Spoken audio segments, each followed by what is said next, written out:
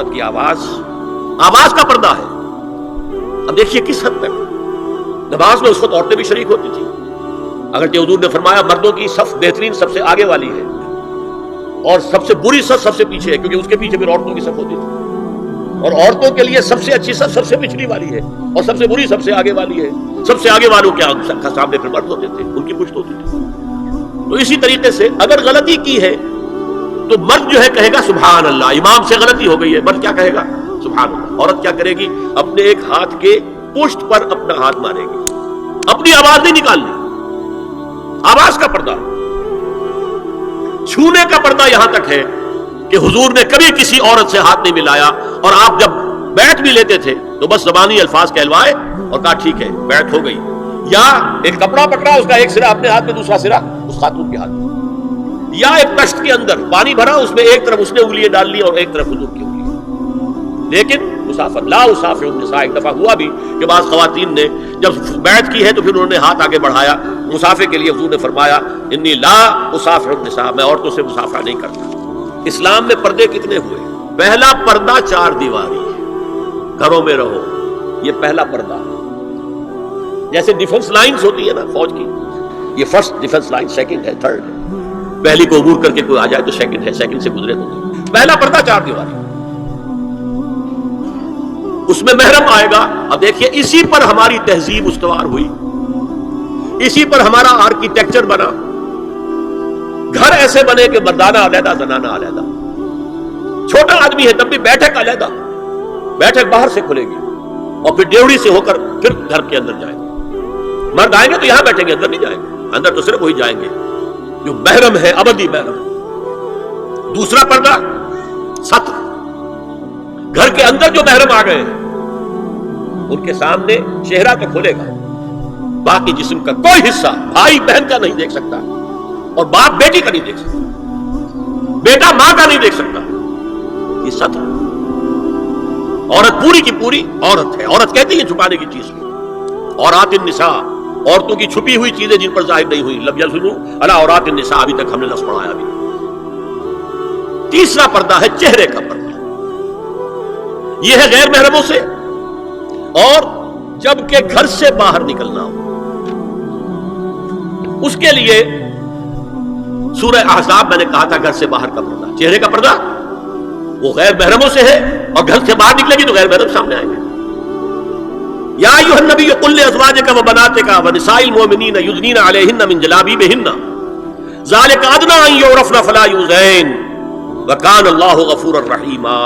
اے نبی صلی اللہ علیہ وسلم کہہ دیجئے اپنی بیٹیوں سے اور اپنی بیویوں سے اور مسلمانوں کی خواتین سے. اب دیکھیے یہ سورہ احزاب ہی میں ہو رہا ہے. شروع میں یا نساء نبی سے بات چلی، استئذان بھی صرف نبی کے گھر میں داخل نہ ہو اذن کے بغیر. آگے چل کر سورہ احزاب ہی میں عام بھی کر دیا. قل لازواجک وبناتک ونساء المؤمنین، کہہ دیجئے اپنی بیویوں سے، اپنی بیٹیوں سے اور اہل ایمان کی خواتین سے، یدنین علیہن من جلابیبہن، کہ وہ اپنے چہروں کے اوپر اپنی جلباب کو لٹکا لیا کریں، چہرہ چھپ جائے. اب اس کی تفسیر میں چاہتا ہوں کہ آپ کو جو مختلف مفسرین نے کی ہے وہ آپ کے سامنے میں رکھوں. حضرت عبداللہ ابن عباس نے اس آیت کی جو وضاحت فرمائی ہے اسے حافظ ابن کثیر نے اپنی تفسیر میں اس طرح نقل کیا ہے. اللہ نے مسلمان عورتوں کو حکم دیا ہے کہ جب وہ کسی کام کے لیے گھروں سے نکلے تو اپنی چادروں کے پلو اوپر سے ڈال کر اپنا منہ چھپا لے اور صرف ایک آنکھ کھلی رکھے. دونوں آنکھیں بھی غلط ہیں. ہمارے ہاں برقع کیوں بنا تھا؟ دیکھیے چادر میں عورت لپٹی ہوگی، اس کا ہاتھ جو ہے اس چادر کو سنبھالنے میں آکوپائی ہو جائے گا. برقع ضرورت کی ایجاد ہے جو ہوا ہے. اور اس کے آگے آپ کو معلوم ہے پچھلے برقعوں میں جالیاں لگی ہوتی تھی کہ نگاہوں سے بھی براہ راست سامنا نہ ہو. اور یہ میں نے اپنی آنکھوں سے دیکھا. انقلاب ایران کے بعد جو حاجی آئے ایران سے، ان کو جو میں نے دیکھا ہے اس طرح چادر میں ملبوس عورتیں ہوتی تھی، لمبی سی چادر، ایک ہاتھ سے اس کو اس طرح پکڑا ہوا ہے اور صرف ایک آنکھ کھلی ہے دوسری نہیں. میں نے شروع میں کہا تھا ہمارے نزدیک اسلام دین ہے، صرف مذہب نہیں. اسلام قرآن اور سنت دونوں پر مبنی ہے، صرف قرآن پر نہیں.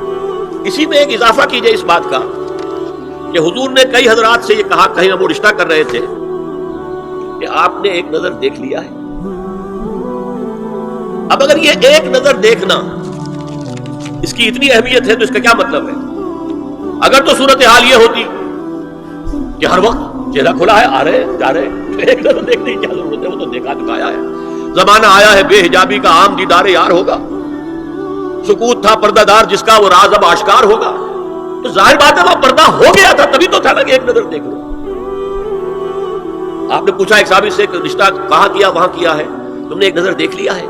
اس خاندان کی آنکھوں میں کچھ نقص ہوتا ہے، دیکھ لو، بس ایک نظر دیکھنا اس کی اجازت. تو یہ اجازت ہونا اس کا خود ثبوت ہے کہ عام حالات میں عورت جو ہے وہ دکھائی نہیں دیتی تھی، بلکہ وہ پردے میں رہتی تھی. مسلمان جدید تعلیم یافتہ دانشوروں کی منافقت، وہ کہتے ہیں یہ پردہ وردہ سب مولویوں کی ایجاد ہے. کبھی کہہ دیتے ہیں یہ تو ہندوستان میں راجپوتوں کا پردہ ہوتا تھا تو مسلمانوں نے یہاں یہ پردہ ایجاد کر لیا. میں نے دیکھا ہے عرب کی بدبو خواتین کو مکے سے مدینے جاتے ہوئے نظر آتی ہیں. ایک خاتون اونٹ کی پوری قطار لے کر جا رہی ہے، ہاتھ میں لاٹھی ہے، پورا مکمل پردہ، چہرہ چھپا ہوا، آنکھوں کے اوپر بھی انہوں نے وہ حجاب سا بنایا ہوتا ہے خاص سجا سا، اور ہاتھوں میں دستانے، پاؤں میں جرابیں. یہ کون سے راجپوتوں کا پردہ سعودی وہ عرب کی جو ہے ریگستانوں میں پہنچ گیا.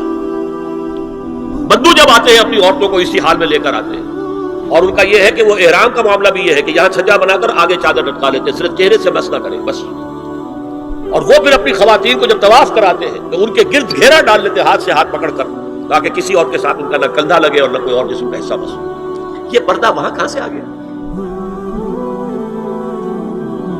سر سید کا واقعہ تو میں آپ کو بتا چکا ہوں. اب ذرا علامہ اقبال، میں منافقت اس لیے کہہ رہا ہوں کہ ایک طرف ہمارا جدید دانشور طبقہ، مولوی ملاٹے دیوبندی ہو، فلاں ہو، یہ ہو وہ ہو، یہ تقیادوسی ہے، اصل میں تو سر سید احمد خان، اور پھر علامہ اقبال.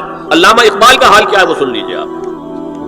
انگریز سرکار لارڈ ولنگٹن کے زمانے میں علامہ اقبال کو اپنا گورنر بنا کر جنوبی افریقہ بھیجنا چاہتی تھی.